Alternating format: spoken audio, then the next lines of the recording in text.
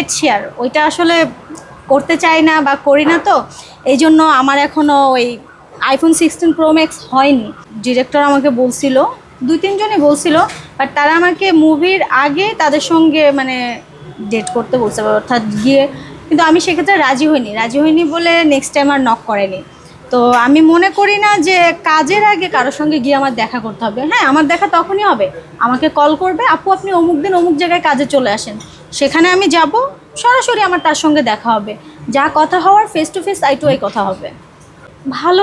ভালোবাসার কারণেই নাকি সুগার ড্যাডির কাছে গেছে, কিন্তু বিষয়টা আসলে খুবই হাস্যকর। ভালোবাসাই যদি থাকবে, সুগার ড্যাডি কেন? রাস্তায় যে কিছু কিছু ছেলে রিক্সা চালায়, দেখতে কিন্তু চাঁদের মতো সুন্দর, তো তাদেরকে ভালোবাসো, দেখতেও সুন্দর, তারা তো গরিব, কারণ তাদেরকে ভালোবাসার জন্য যদি হয় তাহলে ওই বুড়োকে কেন? গরিব দুঃখী দিনমজুর খেটে খাওয়া ছেলেগুলোকেও তো ভালোবাসা যায়। আসলে ওইটা ভালোবাসা কিছুই না, ওইটা জাস্ট হচ্ছে অর্থ। সব কিছু ওই যে বলে না, money is the second god, তো এটাই হচ্ছে বিষয়। ওখানে ভালোবাসার মানে নামটা ভাঙানো হচ্ছে, আসল হচ্ছে তাদের মানিটা। যার যাকে ভালো লাগে, যে যেভাবে হ্যাপি থাকতে চায়, মানে হ্যাপি এন্ডিংটা কাটায়, এটা তাদের আসলে ব্যক্তিগত অভিরুচি।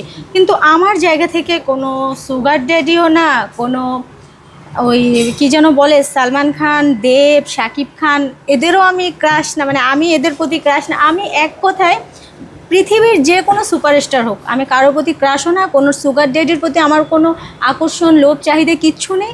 আমি নিজে ক্যারিয়ার গড়ে, নিজে অর্থ উপার্জন করে, নিজেরটা দিয়ে চলে আমি স্বাবলম্বী থাকবো, যতটুকু থাকবো আমার সেইটুকু এনাফ।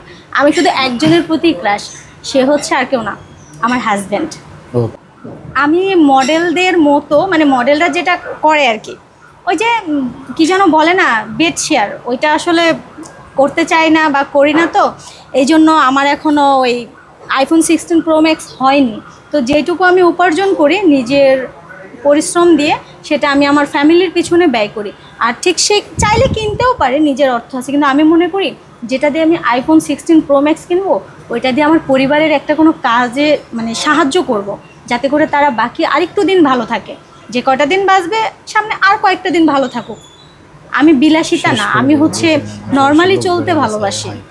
ডিরেক্টর আমাকে বলছিল, 2-3 জনই বলছিল, বাট তারা আমাকে মুভির আগে তাদের সঙ্গে মানে ডেট করতে বলছে, অর্থাৎ গিয়ে, কিন্তু আমি সেক্ষেত্রে রাজি হইনি বলে নেক্সট টাইম আর নক করেনি।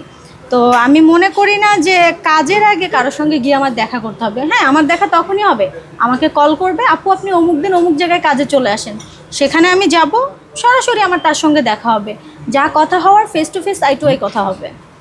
না, মিথ্যা কথা বলবো না। আমাকে একজন বলছিল, বাট উনি ছিল ব্যাংকার। এখন উনি যেটা বলছে সেটা যদি অ্যাকসেপ্ট করতে যাই, তাহলে আমার হাজব্যান্ড কি করবে? আর আমি পুরো বললাম না, পুরো পৃথিবী এক সাইডে, আমার হাজব্যান্ড এক সাইডে। পুরো পৃথিবী দিলেও আমি আমার হাজব্যান্ডকে ছেড়ে অন্য কারো কাছে জীবনসঙ্গী হওয়ার জন্য যেতে পারবো না। এমনিতে অন্য কোনো কারণে বা কাজে কখনো যেতে হবে কি না জানি না, সেটা হচ্ছে ফিউচার।